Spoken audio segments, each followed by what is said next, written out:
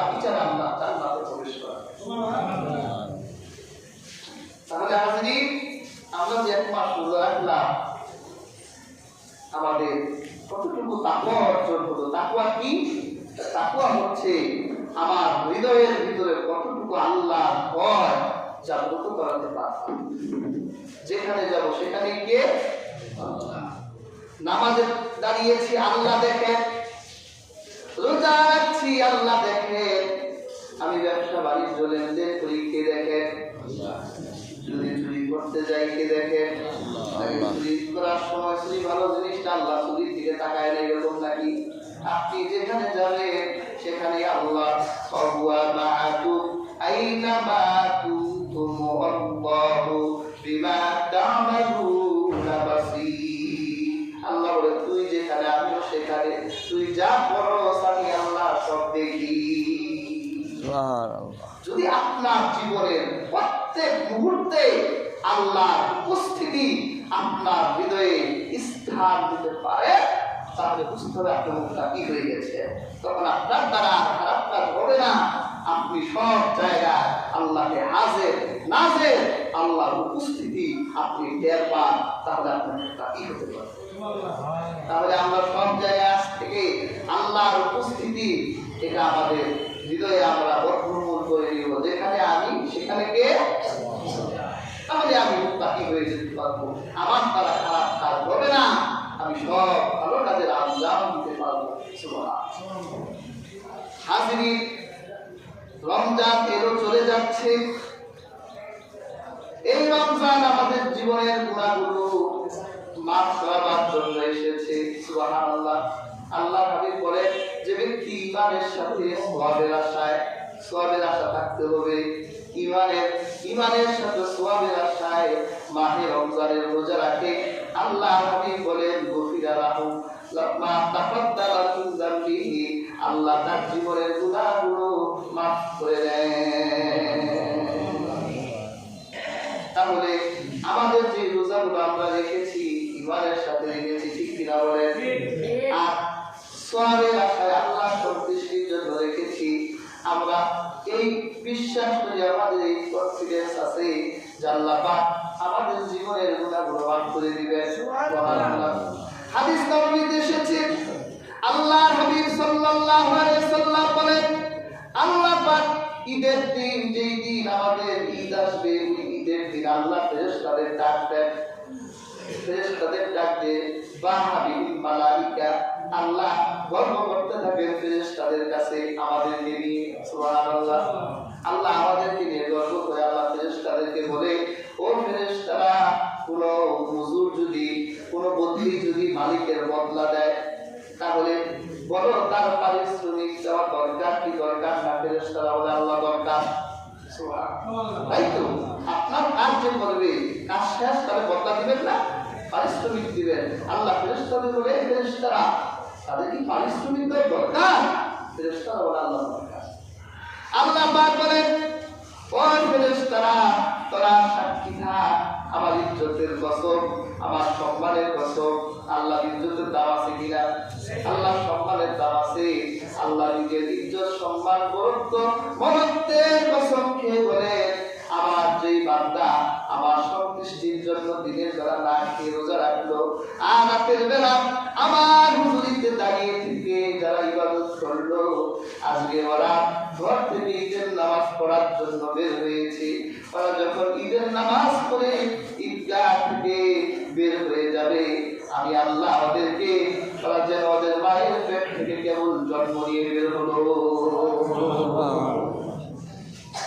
সদ্য জন্ম নেওয়া শিশুর যেমন কোনো গুনাহ থাকে না, সদ্য জন্ম নেওয়া শিশুর যেমন কোনো পাপ থাকে না, কোন ব্যক্তি যদি আমার আল্লাহ সন্তুষ্টির জন্য রোজা রাখে, আমার আল্লাহ সদ্য জন্ম নেওয়া শিশুর মতো নিষ্পাপ বানায় দেয়। তাহলে ঈদের নামাজ পড়ে যখন পা দিবেন, বিশ্বাস কি হবে? আল্লাহ আমাকে এমনই জন্ম দিল। সুবহানাল্লাহ। আর যদি নিজের গুনাহগার মনে করেন, আপনি গুনাহগারী। আল্লাহ বলছে, আমার বান্দা আমার ব্যাপারে যেরকম ধারণা রাখে, আমি আল্লাহ ওই রকমই। যদি মনে করে আমি আল্লাহ সহজ, আমি আল্লাহ সহজ। আর যদি মনে করেন কত গুনাহ করলাম, আল্লাহ মাফ করবেনি। আল্লাহ বলে আমি কঠিন। তুই যখন আমাকে কঠিন মনে করো তাহলে আমি কঠিন, আর আমাকে সহজ মনে করলে আমি সহজ। তাহলে আমার আল্লাহ ব্যাপারে আমার ধারণা কি হবে? সবচেয়ে বড়। আমি 10টা অপরাধ করলে আমার বাপটা যদি মাফ করতে পারে, আল্লাহ তো আমার বাপ মার চেয়ে মাফ করবো। 100 অপরাধ করলে আল্লাহ কি মাফ করতে পারেন না? এই জন্য হাজরিন, যদি এখনো মনে হয় যে আমি রমজান থেকে প্রভূত ক্ষমা অর্জন করতে পারিনি, এখনো সময় আছে আপনি তওবা করেন। হাজার হাজার পাপের অপরাধীকেও আমার আল্লাহ বিনা প্রশ্নে বাড়তে মাফ করে দিয়েছেন। যেমন হাদিসে এসেছে, সহিহ হাদিস, এর আগে একদিন সম্ভবত বলেছিলাম, আল্লাহর হাবিবের জামানার একদিন হযরত ওমর কাঁদতে কাঁদতে রাসূলুল্লাহর কাছে এলেন। ওমর, তুমি কাঁদো কেন? ওমর বলে, রাস্তায় আমি এক ব্যক্তিকে কান্না করতে দেখলাম। ওই ব্যক্তির কান্নার ভিতরে এত মায়া, তার কান্নার ভিতরে এত দয়া, আমি তার কান্না দেখে নিজের কান্না থামাতে পারলাম না। হাজিরিন, একজনের কান্না দেখে আরেকজনের কান্না যদি আসে, মনে করতে তার জীবনের নরম, ঠিক না? যাদের দিল নরম, দেখবেন তারা আরেকজনের দুঃখে দ্রুত দুঃখী হয়ে যায়। যেমন আমাদের মা বোনেরা, এরা সবাই একটু নরম, এই জন্য দেখবেন তার কিচ্ছু হয় না। 10 গ্রাম পিছনে এক লোক মারা গেছে, ওখানে এক মহিলা কান্না করতেছে, ওনার কান্না দেখে মহিলাও কান্না করতেছে, কারণ তাদের হৃদয়টা কি? আল্লাহর হাবিব বলে, যাও ওই মানুষটাকে আমার কাছে নিয়ে আসো। নিয়ে আসলে তুমি কাঁদছো কেন এভাবে? ইয়া রাসূলুল্লাহ, আমি যে অন্যায় করেছি, আমার মতো এত বড় পাপীকে আল্লাহ কেমন করে মাফ দিবে? কি অন্যায় করেছো তুমি? ইয়া রাসূলুল্লাহ, ইয়া হাবিবাল্লাহ, আমার পরিচয় হলো আমি কাফন চোর। এই মদিনার বুকে যে মানুষদেরকে মাটি দেওয়া হয়, ওই নতুন কাপড় পরিয়ে তাকে মাটি দেওয়া হয়, আমি ওই নতুন কাপড়টা চুরি করি, এরপর মদিনার বাজারে গিয়ে ওই কাপড়টা বিক্রি করে দেই। কিভাবে আমি চলি? কি বলেন? কাপড় চুরি করা এটা অন্যায় কিনা? শুধু অন্যায় না, মহা অন্যায়। একজন বিপদগ্রস্ত মানুষ, যার নড়াচড়ার কোনো ক্ষমতা নাই, মারা গেছে, এই লোকটার সাথে এরকম অন্যায় করা হয়। ইয়া রাসূলুল্লাহ, ইয়া হাবিবাল্লাহ, আমি এমন একটা পাপ করে ফেলেছি।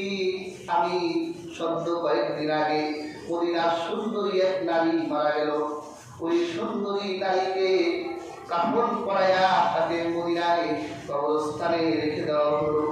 আমি খবর পেয়ে ওই কাফন চুরি করার জন্য কবর খুললাম। আমি তার কাফনে হাত দিলাম। তার চেহারা যখন বের হয়ে গেল, মদিনার সুন্দরী নারী, তার চেহারা দেখে আমার মনের ভিতরে দুষ্ট বুদ্ধি আসলো। আমার মন চাইলো আমি এই মেয়ের সাথে জেনা করি। জীবিত নারীর সাথে জেনা করা হারাম, মহা অপরাধ। আর একজন নারী, যুবতী নারী মারা গেছে, কবরে রেখে দেওয়া হয়েছে। এই কবরে থাকা যুবতী নারীর সাথে জেনা করা, এটা কত বড় অন্যায় হতে পারে? ইয়া রাসূলুল্লাহ, আমার প্রবৃত্তি শয়তান আমাকে, আমার প্রবৃত্তি যখন জাগ্রত করে দিল, আমি কাপড় চুরি করলাম, আমি ওই নারীর সাথে জেনা করলাম। জেনা করে যখন আমি যখন কবর থেকে উঠে বাড়ির দিকে রওনা দিলাম, তখন আমার মনে হলো কবর থেকে কে যেন আমাকে ডেকে বলছে, অপরাধী রে, ওরে নিষ্ঠুর অপরাধী, দিয়ে তো আমাকে নাপাক করে দিবি। কবরের প্রতিবেশীদের সাথে তোরা আমাকে নাপাক ভাবে শুয়ে থাকতে হবে, আসরের মাঠে আমাকে নাপাক হয়ে উঠতে হবে। কি অন্যায় করলি আমার সাথে? আমি কবরের আওয়াজ শুনে, ইয়া রাসূলুল্লাহ, আমার চোখের পাতা আর লাগে না, ঘুমাতে পারি না, চোখ দিয়ে আমার পানি ঝরে। আমি এত বড় অন্যায় করলাম, আল্লাহ পাক কেমন করে আমাকে মাফ দিবেন? আমার এত বড় অন্যায়। আল্লাহ হাবিব সাল্লাল্লাহু আলাইহি সাল্লাম শুনে আল্লাহ রাসূলের চেহারাটা লাল হয়ে গেল।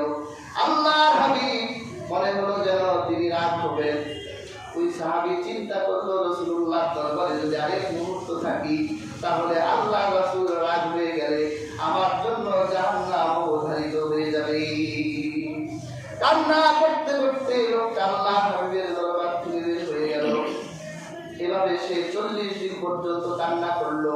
আমার আল্লাহর কাছে তার কান্না কবুল হয়ে গেল।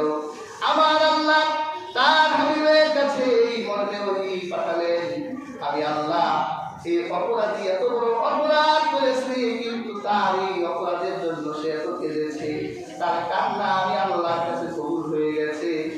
ইয়া রাসূলুল্লাহ, ইয়া হাবিবাল্লাহ, সুসংবাদ দেন, আমি তওবা কবুল করে নিলাম, আর ওই নারীকে আমি আল্লাহ পবিত্র করে দিলাম। সুবহানাল্লাহ। তাহলে হাজমি এত বড় কাপড়ের অপরাধী, জেনাকার অপরাধী যদি আমার আল্লাহর কাছে মাফ পেতে পারে, এখনো রমজান আছে, আমি অত বড় অপরাধ করি নাই, আমার আল্লাহর কাছে যদি এখনো আমি তওবা করে গুনার জন্য পানা চাই, আমার আল্লাহ তওবার দরজা এখনো খুলে রেখেছে। কি বলেন, খোলা না? এই জন্য এখনো সময় আছে, আমাদের তওবা বেশি বেশি করতে হবে। যে আল্লাহ, এই রমজানটা যখন কাছে লাগাতে পারলাম না, তাহলে আমি তওবা করছি, আমাকে মাফ করে আমি এখন থেকে আপনার হাবিবের দেখানো পথ অনুযায়ী চলব। কি বলেন, তওবা করতে রাজি আছি তো ইনশাআল্লাহ? সবাই তওবা করব বেশি। তাহলে আজকে এই পবিত্র মাস রমজান আমাদের তাকওয়া শিক্ষা দিয়ে গেল, আমাদের জীবনের গুনাহগুলো মাফ করে গেল। এই রমজান আমাদের আর কি শিখালো? সহানুভূতি, সহযোগিতা। এই রমজানে আমরা যত বেশি দান সাদাকা করি, অন্য সময় তো করা হয়। হাজির, আমাদের ভিতরে যেই বিপদতা স্বভাব আছে, আমরা রমজানে স্বভাবটা ছেড়ে দিই সবাই, ঠিক না বলেন? আমরা একটু উদার হয়ে যাই সবাই, একজন আরেকজনের জন্য আমরা একটু সহযোগিতা করি, একটু সেমাই কিনে দেই, একটু চিনি কিনে দিই, তেল কিনে দিই, আলু কিনে দিই। অন্য সময়